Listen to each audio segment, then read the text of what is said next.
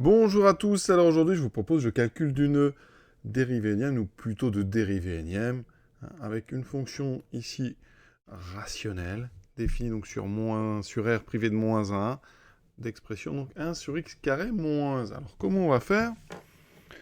Alors ici on ne va pas utiliser la formule de Leibniz, on va d'abord bien transformer l'expression de f avec une décomposition en éléments simples.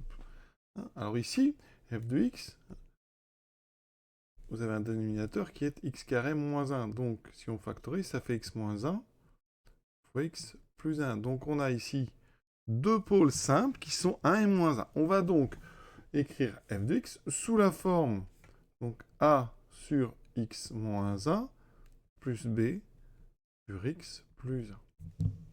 Pour trouver la et b, alors, c'est une décomposition, c'est là qui est archi connue, mais je vais quand même vous expliquer comment on pourrait faire. Alors, ici, une première chose, on va multiplier ici des deux côtés par x moins 1. D'accord? Ça va me laisser quoi? Donc je multiplie par x moins 1. Il me reste à gauche 1 sur x plus 1.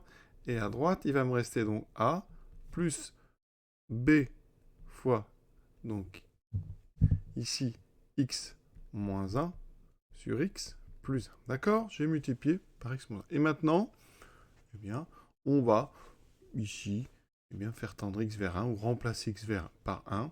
Et ça va nous donner à gauche 1 demi est égal à a. Vous voyez, ça va très vite. Donc ça veut dire que déjà, a vaut 1 demi. Donc j'ai 1 demi fois 1 sur x moins 1. Ensuite, pour avoir b, je fais la même chose en multipliant par x plus 1 des deux côtés. Il me reste à gauche 1 sur x moins 1. Et à droite, il va me rester a que multiplie x plus 1 sur x moins 1 plus b. Et là, eh bien, on va prendre la valeur, on évalue en moins 1. Donc vous voyez que le x plus 1 va faire 0. Il va me rester donc 1 sur... Donc ici, je prends en x égale moins 1. Donc ça fait 1 sur moins 2 est égal à b. Donc b vaut moins 1 demi. Donc j'obtiens moins 1 demi fois 1 sur x plus 1. Certains vont me dire, mais pourquoi est-ce que vous décomposez? Ben parce que si j'essayais de dériver directement f de x, je serais confronté à un problème. Regardez, ici, j'ai du 1 sur u. Alors, on va parler ici pas mal des dérivés avec des inverses. Donc, 1 sur u, quand on dérive, ça c'est à connaître, ça fait donc moins u' sur u carré. Donc ici, si j'applique, eh bien, ça me donnera f' de x est égal donc à moins dérivée de x de 2x sur x carré moins 1. Le souci, c'est qu'f seconde va être, ça sera du u sur v. Et donc, u sur v, mais ça va apparaître un numérateur, un dénominateur, et alors après, f tiers sera quasiment impossible, enfin pas impossible, mais ce sera très long, et donc on n'arrivera pas à dériver n fois comme ça. Pourquoi est-ce que ma décomposition va être fructueuse? Ce qui est important, c'est que, si je prends la fonction qui a x associe, donc 1 sur x puissance n, avec n, donc ici, un entier, eh bien je sais dériver cette fonction. Ici, si je dérive ça, j'obtiens donc la fonction qui a x associe moins n sur x puissance n plus 1. Moi ici, j'ai une composée avec une fonction affine, x moins 1 ou x plus 1. Donc très facile à dériver. Ça veut dire qu'ici, quand je dérive donc 1 sur x moins 1, alors je vais donner des noms à ces fonctions. Appelons, donc on était à f, g de x, je vais dire que c'est 1 sur x moins 1. Et de même, je prendrai h de x qui est égal à 1 sur x plus 1. Alors ici, g'. Je vais donc utiliser la dérivée de 1 sur x. D'accord? Ou alors 1 sur x puissance n avec n égale 1. Ça va me donner, ici, je compose avec x moins 1, dont la dérivée est 1, donc pas de souci, ça va me faire moins 1 sur x moins 1 au carré. Et je vais redériver. G seconde. Donc le moins, je l'ai toujours, mais j'ai un deuxième moins qui va apparaître. Alors je vais y aller doucement. Donc j'utilise cette formule-ci. Donc ici, quand vous dérivez 1 sur x moins 1 puissance n, en dérivant par composition, vous avez compris, ça fait moins n sur x moins 1 puissance n plus 1. Donc ici, j'applique pour 2.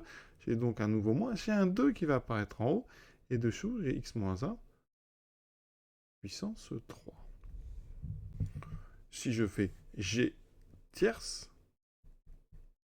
ici, les moins ont disparu. J'ai un nouveau moins qui apparaît. J'ai le 2 qui était déjà là. Donc en haut, j'aurai 2 fois le 3 qui est apparu, et j'aurai x moins 1 puissance 4. Donc, qu'est-ce qu'on peut faire comme hypothèse?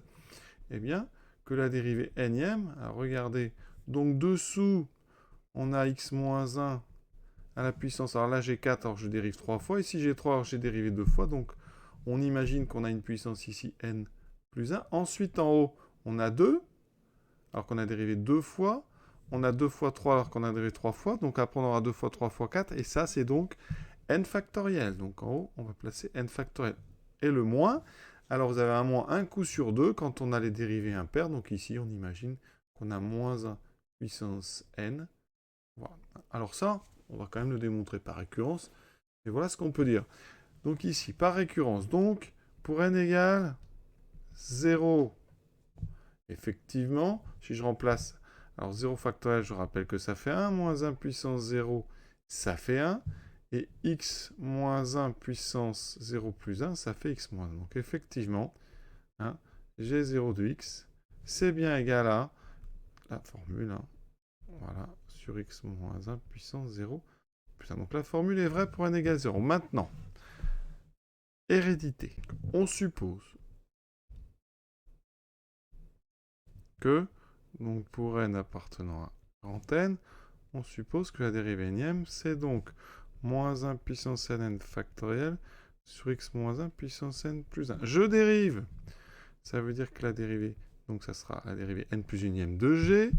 Donc j'aurai, alors ici, donc le moins 1 puissance n pour n factoriel va rester en haut. Qu'est-ce qu'on va avoir? Ici, quand je dérive donc x moins 1 puissance n plus 1, j'ai donc un n plus 1 qui va apparaître en haut. J'ai un autre moins, ici, de la formule, d'accord? Et dessous, j'ai x moins 1 puissance n plus 1 plus 1, donc puissance n plus 2. Conclusion, en haut, j'ai donc le moins qui va se mettre avec moins 1 puissance n, qui me donne moins 1 puissance n plus 1. N factoriel fois n plus 1, ça fait n plus 1 factoriel. Et on a x moins 1 puissance n plus 2. Donc notre hérédité est démontrée. Donc la propriété, elle est vraie pour tout n entier naturel. Pour h de x, c'est exactement la même chose.